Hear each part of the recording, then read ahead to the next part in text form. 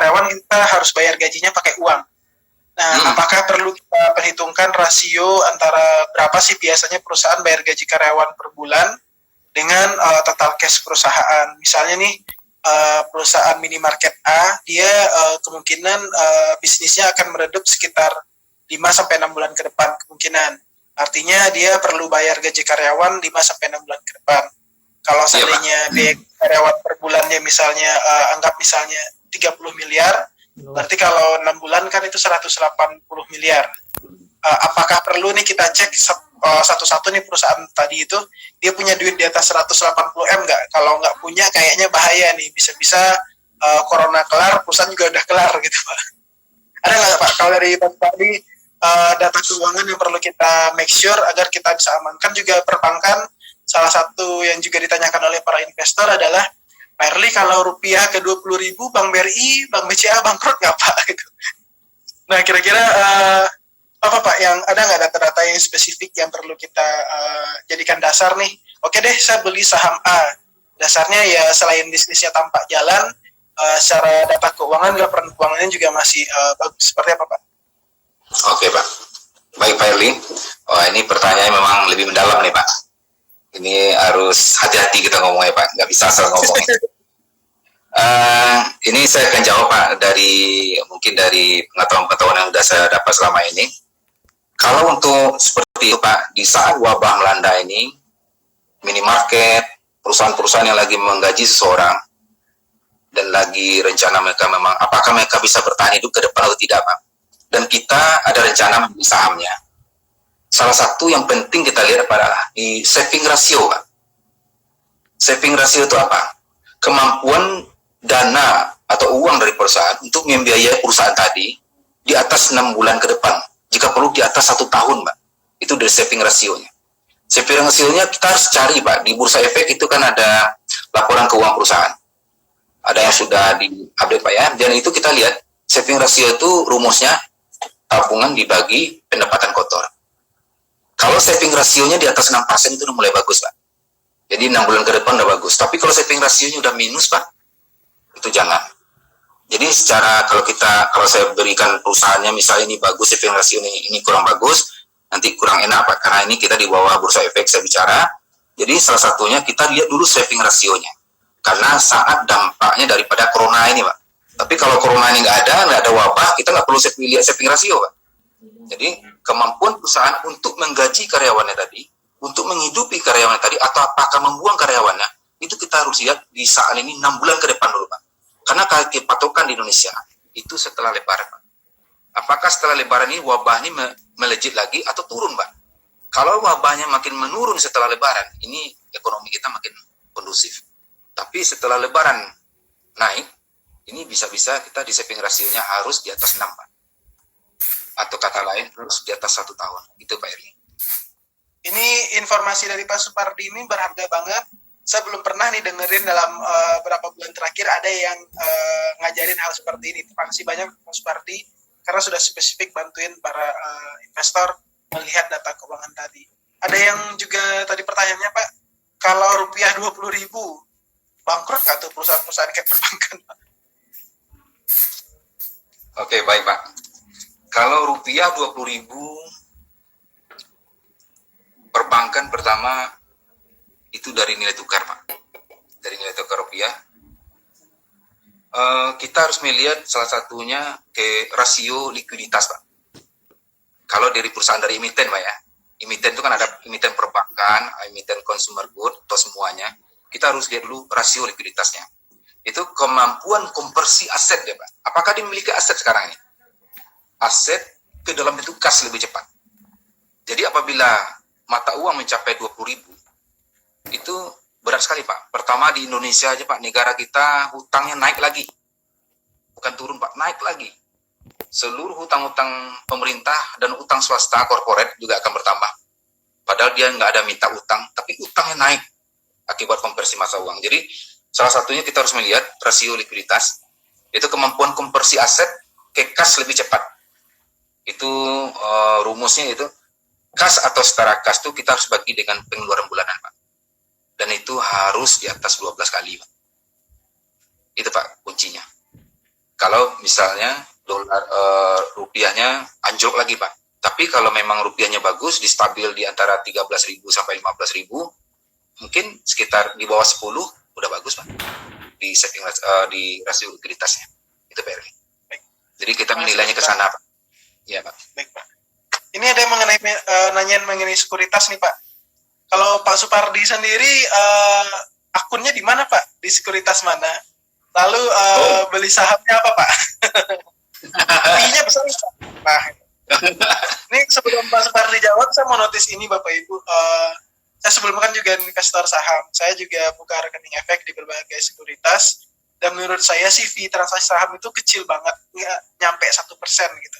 Kita nggak mungkin capek-capek mikir atau minta tolong orang lain mikirin, tapi kita nyari untungnya cuma 1-2%. Tentunya ekspektasi return kita di atas 1 tahun itu bisa lebih dari 20 atau 30%. Artinya angka berapapun fee transaksi saham, ya semuanya kan di bawah 1%. Jadi menurut saya sih soalnya semuanya itu murah. Jadi selama servisnya bagus, Bapak Ibu hari Jumat diajakin ngumpul di kantor, ayo Pak kita update mengenai kondisi pasar, kita jelaskan cara penggunaan fitur. Menurut saya itu harga yang wajar kalau seandainya Bapak Ibu fee-nya berapapun itu murah. Tapi kalau Pak Supardi sendiri Pak, buka akunnya di mana Pak? Kalau saya punya banyak Pak, ada 5 akun saya sekarang Pak. Oh, 5. Kita 5 Pak, kita dulu coba-coba Pak. Dulu saya kerja di Indosuria Sekuritas. Jadi saya buka akun di Indosuria, cuma sekarang saya udah nggak pakai lagi karena akunnya harus memiliki laptop Pak.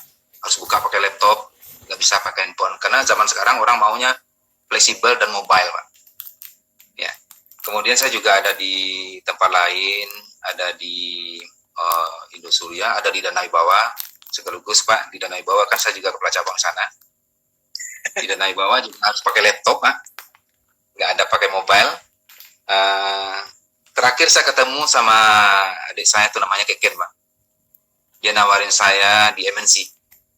Memang saya lihat fitur-fiturnya lebih menarik, lebih cepat Pak. Dia ngajarin saya ada namanya order, ada yang lain. Tapi hal yang paling menarik di tempat si Keken kerja itu dia di MNC, dia kepala cabang di MNC. Salah satu fitur menarik adalah Pak, menilai saham ini Pak. Seseorang yang tidak bisa menilai saham, janganlah berinvestasi. Itu yang saya maksud Pak.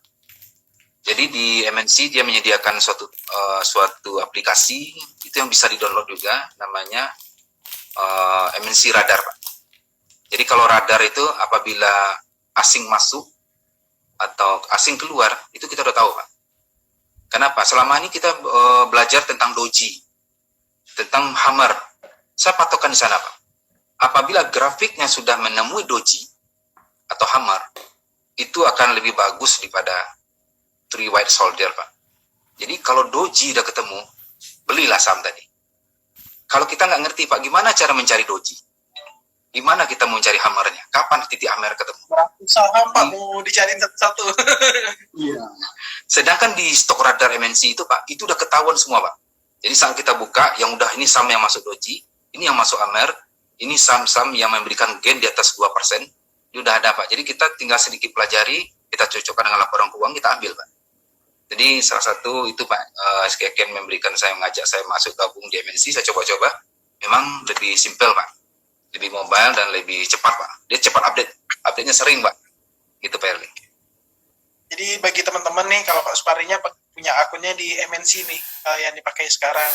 Kalau teman-teman mau kontak orang di Sekuritas Padang, silakan lihat di feed kita. Berapa hari yang lalu tuh saya posting nomor HP sama nama masing-masing BIC perusahaan sekuritas.